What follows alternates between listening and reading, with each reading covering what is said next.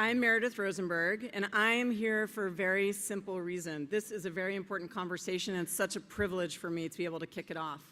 It's at the nexus of education, the changing workforce, the changing workplace, our kids' future, and opportunity for all, a conversation that's so fundamental to the future of this country. And what's my perspective? I sit in a very large global executive search firm. I work with the most compelling leaders in education and technology. To have education, innovation, diversity, inclusion come together at this event right now, that is powerful. We can lead by example, by being courageous, asking the right questions, truly listening to honest feedback, holding ourselves accountable, and making visible efforts. In education, most of us agree on the goal of exceptional outcomes for students, but we don't all agree on the execution of how to achieve these outcomes. So ask yourself, are you the kind of leader that will take the hard steps to put in place the building blocks that can change organizations, innovating and making decisions that will improve outcomes for future generations, but might be hard or unpopular with your stakeholders, employees, founders, donors, or will you continue with the status quo just because it's easier? The innovators whom we are honoring today and who are speaking today, they have been courageous. They have not followed the status quo, and they have led by example. Henry. Good evening, ASU GSV. No, let me try that again. Good evening, ASU GSV. Oh, okay. I love it. So it's great to be back in sunny San Diego for this incredible event. And just want to congratulate Deb and Michael for putting together an incredible conference once again. Again, my name is Henry Hips. I'm a Deputy Director at the Bill & Melinda Gates program, Bill & Melinda Gates Foundation. And we have been a longtime sponsor of this event and want to thank Deb and Michael for their longtime partnership. And this is one of my favorite parts of the year, like all of the sessions, the endless side meetings. This is still one of my favorite parts, and it's an opportunity for us to honor a handful of what are actually many innovators of color in our space that very often are not celebrated in this magnitude, and that's one of the reasons why this excites me. So one, I also want to thank Deb and Michael for the continued focus on diversifying the audience members.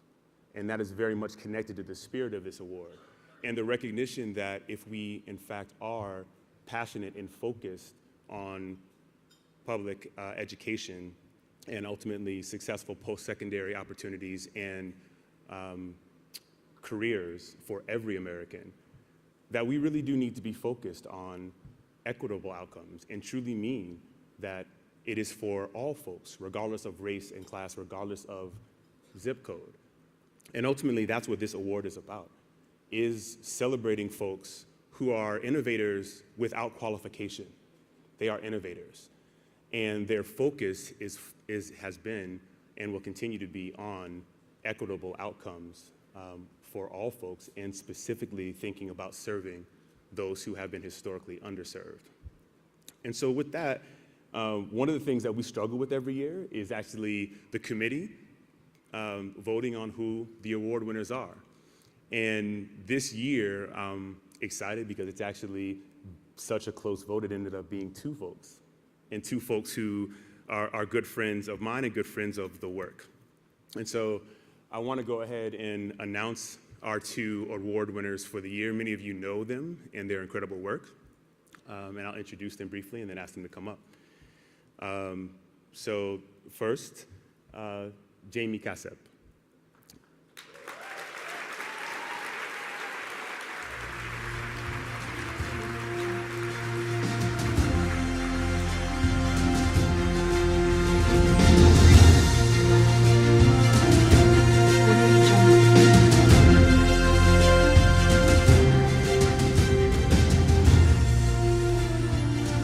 So Jamie, many of you know, is an incredible evangelist for the work.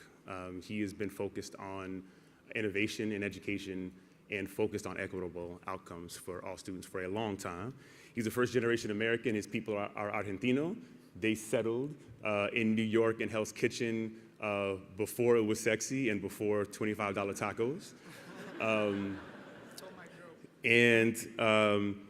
From there, he did some groundbreaking work in Phoenix with the Phoenix Coding Academy, which was teaching coding skills to low-income students far in advance of the movement around coding that you guys are familiar with today. What you know him for is his work as the chief education evangelist for Google. And if you've ever heard him speak, he speaks with passion and deep commitment. He pulls no punches, and he always moves the conversation forward. One other point I would like to make is he's also a published author. He has a book out called On Our Street, Our First Talk About Poverty, and it is further evidence of his clear focus on serving the underserved. So with that, I want to say congratulations, man. Thank you. Can you hold this for me? All right, thank you. Thank you, Henry. So first I want to thank the summit. I want to thank Deborah. I want to thank Michael for first having this category. Second, putting the work that they put into this. I've been coming to the ASU GSV summit since it was happening in the conference room at SkySong at ASU. How many of you were there that first time? Yeah, clap it up. We need you guys. Next year will be 10 years that we've been doing that. So I want to thank Deborah and Michael and the team. I know that Deborah and Michael and the team here at GSV are committed to diversity, committed to representation both of people of color and women. And I know that on Thursday, because I have these conversations with Deborah all the time, that on Thursday she's going to start talking about how to do even more next year. So she'll keep doing that. I also want to thank the folks who nominated me for this and for the committee who voted. There's nothing like being nominated and recognized by your peers. There's nothing like that. It just makes me want to work harder. But I just want to talk a little bit about the goal of the work that I do, because it's pretty simple. Because I believe that education disrupts poverty. I believe education can change a family's destiny, oftentimes in just one generation. And I know this firsthand because I am a first-generation American from New York City, like Henry stole my joke about the $25 tacos. But I know that if it not for education, I wouldn't be here today. And I was able to be here because of education and a little luck. And what I think we should all work harder on is to try to eliminate luck as a requirement to getting out of communities like Hell's Kitchen, New York, and to replace luck with opportunity. So I'm thrilled to accept this award. I want to talk a little bit about how what we need to do more than anything is present opportunities for students, especially students who are growing up the way I grew up. And I can believe one of two things.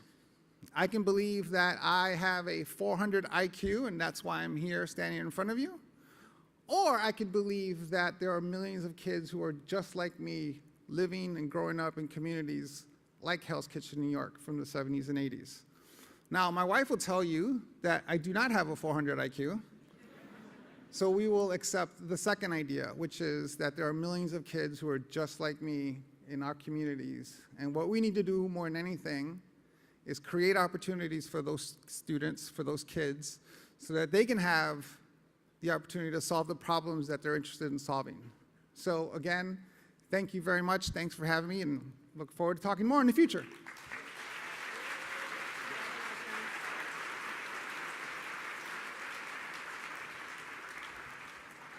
All right, like I said, one reason I loved the way this year's outcome played out was because we got to celebrate two folks. So it is my pleasure to announce the second Innovator of Color Award to my good friend, Phyllis Lockett.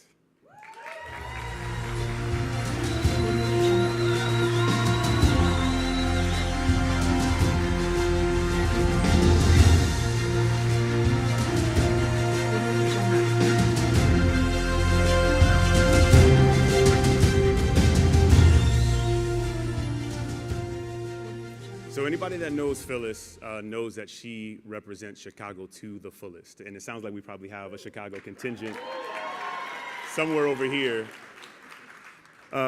So Phyllis is a product of Chicago public schools and a proud daughter not only of that system, but of public school teachers.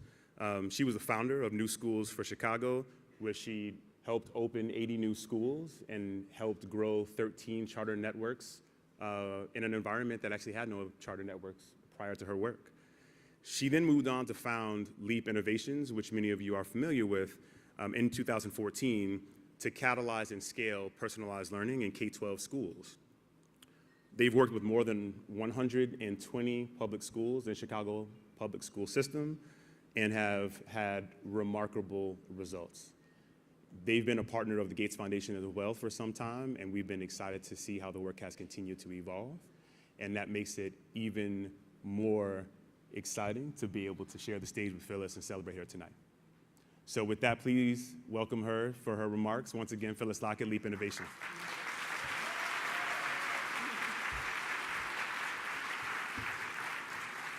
Thank you all so much. This is such an honor.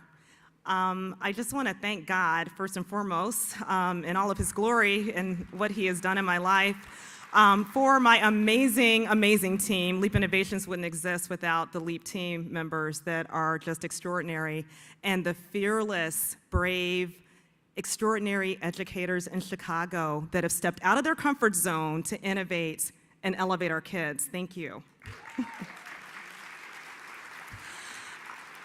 I also have to thank a few game changers, people who come into your life. You know, you have people who come into your life and completely shift where you are.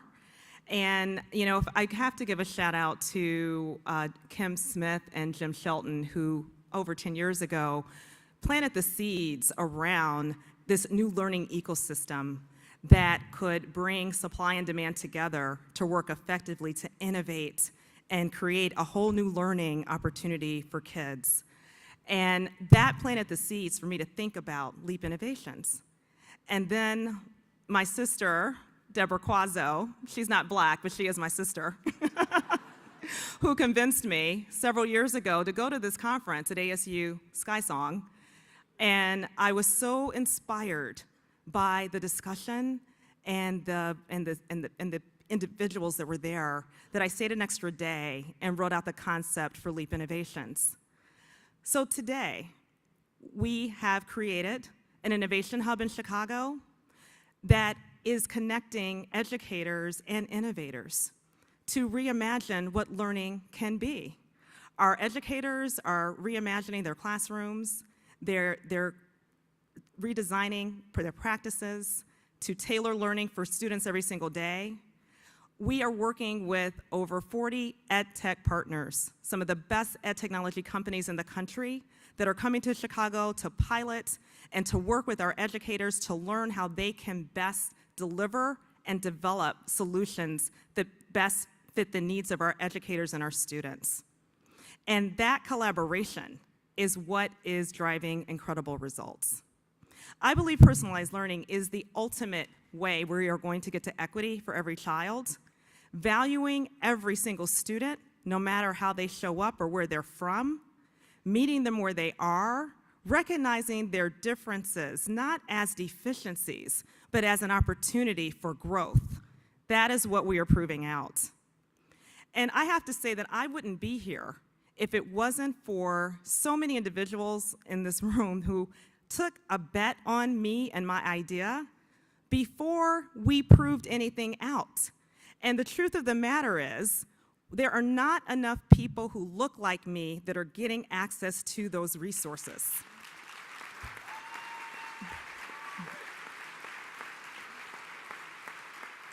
And also, to be honest with you, I am not that special. There are thousands of tremendous people of color out there who have phenomenal ideas that we need to be investing in.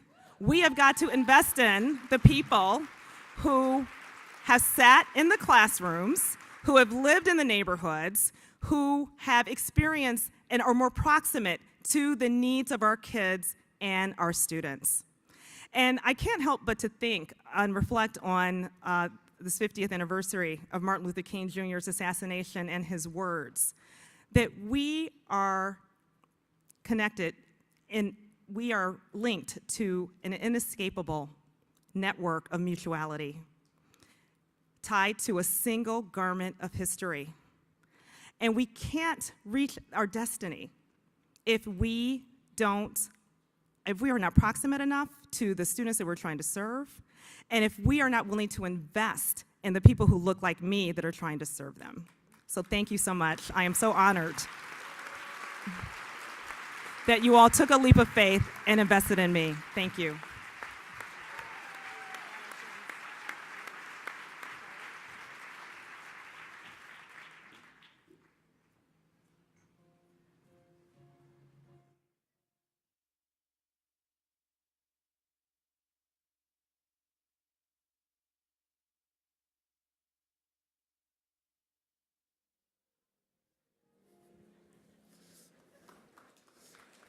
Evening. For those of you that don't know me, my name is Jim Shelton. I'm a friend of Phyllis Lockett.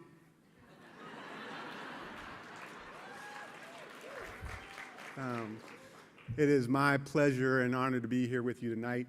Right now, I have the honor of actually bringing to the stage someone who you all know as a great singer, matter of fact, Grammy Award-winning singer and songwriter, an actor, John Legend.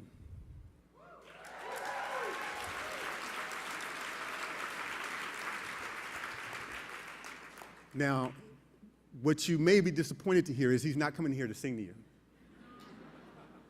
But what you should be glad to hear is that there are things that you may or may not know about John Legend.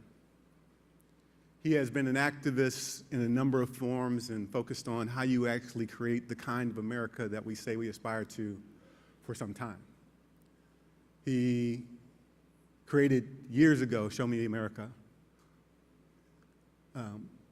in order to focus on creating the kinds of communities that are equitable that we want to see. He has invested in creating the LRNG innovators because of his commitment to education and tapping into the power of community and people close to the work to actually create change. And he's also focused on Free America because he knows that just because someone doesn't wind up on the right path the first time out, that they don't deserve a really important chance to recover. Tonight, he's going to tell you more about his work and his story. But first, I want him to come out to a video that shows a little bit about the work that he's been invested in. And then he'll take the stage.